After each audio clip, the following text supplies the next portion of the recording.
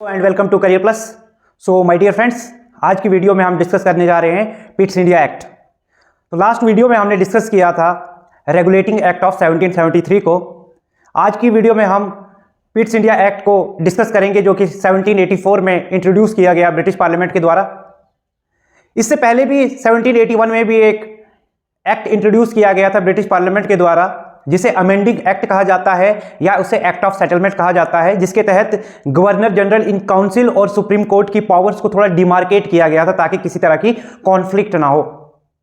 पिट्स India act जो है 1784 में आएगा और पिट्स इंडिया एक्ट में कुछ इंपॉर्टेंट चीजें यानी कुछ डिफेक्ट्स जो होंगे रेगुलेटिंग एक्ट और अमेंडिंग एक्ट के, वो रेक्टिफाई किए जाएंगे ब्रिटिश पार्लियामेंट के द्वारा। तो देखिए, पिट्स इंडिया एक्ट में आपको याद रखना है सबसे पहला पॉइंट कि यहां पर इंग्लिश गवर्नमेंट के द्वारा इस कानून में कहा गया कि कमर्शियल और पॉलिटिकल मैटर्स जो भी होंगे, commercial and political affairs English company के, उनको डिमार्केट किया गया।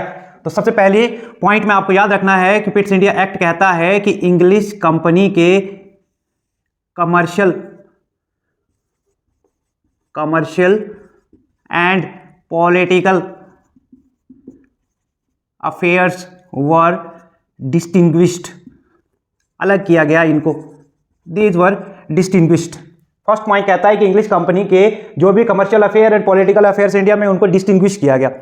सेकंड पॉइंट में कहा गया कि ये जो कमर्शियल अफेयर्स हैं इंग्लिश कंपनी के इंडिया में, इनको मैनेज करेंगे कोर्ट ऑफ डायरेक्टर्स, इनको मैनेज करेंगे कोर्ट ऑफ डायरेक्टर्स। तो आपको याद ही होगा, कोर्ट ऑफ डायरेक्टर्स एक ऐसी बॉडी जो कि इस कंपनी की इन्वेस्टर थी। Initially this was the governing body of this English company, जो हमने पहले डिस्कस किया था। एक बार फिर से हम बीच में डिस्कस करेंगे। फिर इस पॉइंट के ऊपर आ जाइए।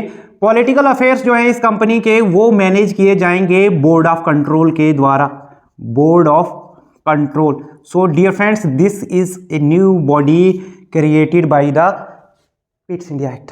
तो ब्रिटिश गवर्नमेंट ने एक नई बॉडी लाई जिसे बोर्ड ऑफ कंट्रोल कहा जाता है। This body was comprised of British parliamentarians। तो इसमें थे कौन लोग इस बॉडी में? they were British parliamentarians, यानी उनके MPs जो हैं वो इस बॉडी में होंगे।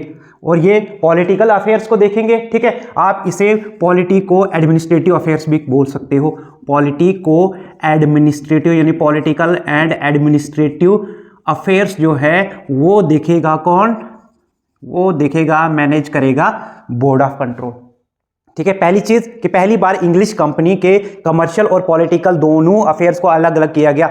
दूसरी चीज कही गई कि कोर्ट ऑफ डायरेक्टर्स जो है वो सिर्फ कमर्शियल मैटर्स को ही मैनेज करेंगे। वाइल एक नई बॉडी तैयार की गई, that was comprised of British parliamentarians and that will manage politico administrative affairs of English company in India. तो देखिए, पहले क्या चीजें हमने डिस्कस की थी लास्ट वीडियो में भी कि ये आ गई इंग्लिश कंपनी इंडिया में। इंग्लिश कंपनी जो इंडिया में है, that was initially managed by court of directors. Court of directors जो कि लंदन में थे, लंदन में कोर्ट ऑफ डायरेक्टर्स थे, वो मैनेज करेंगे इस इंग्लिश कंपनी को इंडिया में, ठीक है। तो ये कोर्ट ऑफ डायरेक्टर्स ही थे governing body of English company, ठीक है। और ये कोर्ट ऑफ डायरेक्टर्स जिनके बारे में हमने पहले भी कहा था कि ये इन्वेस्टर्स हैं इस कंपनी के, तो यही मैनेज किया करते थे। और इंडिया में इन्होंने कोई सेंट्रल अथॉरिटी रखी नहीं थी। एक तरफ आपको बॉम्बे में देखने को मिलेगा वेस्टर्न हेडक्वार्टर, सदर्न हेडक्वार्टर आपको मद्रास में देखने को मिलेगा और ईस्टर्न हेडक्वार्टर आपको बंगाल में देखने को मिलेगा इनिशियली इस कंपनी का। और तीनों जगह पर गवर्नर होंगे जो कि इंडिपेंडेंटली थे। रेगुलेटिंग एक्ट से पहली बार इंग्लिश कंपनी को भी रेगुलेट किया ब्रिटिश पार्लियामेंट ने, इंग्लिश कंपनी को भी और कोर्ट ऑफ डायरेक्टर्स को भी पहली बार कंट्रोल एंड रेगुलेट किया। दैट मीन्स कि पहली बार सेंट्रलाइज्ड अथॉरिटी रेगुलेटिंग एक्ट से लाई गई, जिसे गवर्नर जनरल ऑफ बंगाल कहा गया। तो इसी बंगाल के गवर्नर को एलिवेट करके गवर्नर जनरल के रूप में एक नई पोजीशन, एक स्पेशल ऑफिसर के रूप में अपॉइंट किया गया।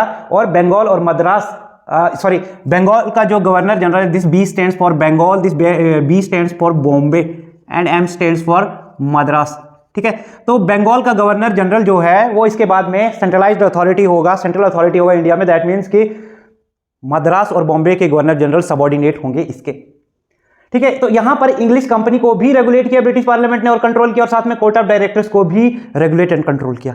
अब यहां पर पिट्स इंडिया एक्ट से क्या हो गया? इंग्लिश कंपनी के एक तरफ कमर्शियल अफेयर्स अलग कर दिए गए कि क्या क्या चीज़ों में जो ट्रेडिंग अफेयर्स हैं वो मैटर्स अलग कर दिए गए, और दूसरी तरफ पॉलिटिको एडमिनिस्ट्रेटिव अफेयर्स यानी पॉलिटिकल अफेयर्स वो भी अलग कर दिए गए। और कहा गया कि ये कोर्ट ऑफ डायरेक्टर्स जो हैं लंदन में, ये अब यहां से आगे सिर्फ ट्रेड को देखेंगे यानी कमर्शियल अफेयर्स को देखेंगे। वाइल एक नई बॉडी तैयार की गई जो लंदन में ही होगी, वो है board of control comprising of British parliamentarians, जो कि अब यहां पर पॉलिटिकल एंड एडमिनिस्ट्रेटिव मैटर्स को देखेंगे इंडिया में।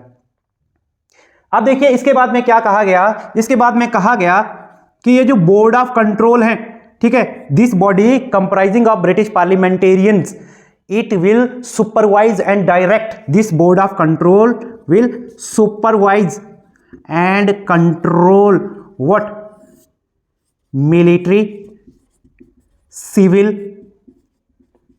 एंड रेवेन्यू मैटर्स और revenue affairs of English companies territories in India. ठीक है, तो इंग्लिश कंपनी की जो भी टेरिटरीज हैं उनको अब कौन देखेगा, सुपरवाइज और कंट्रोल करेगा, साथ में डायरेक्ट भी यही करेंगे। कौन करेगा, board of control. That means कि मिलिट्री अफेयर्स ये यही देखेंगे, सिविल एडमिनिस्ट्रेशन को देखेंगे, और रेवेन्यू एडमिनिस्ट्रेशन को भी कौन देखेगा, बोर्ड ऑफ कंट्रोल देखेगा।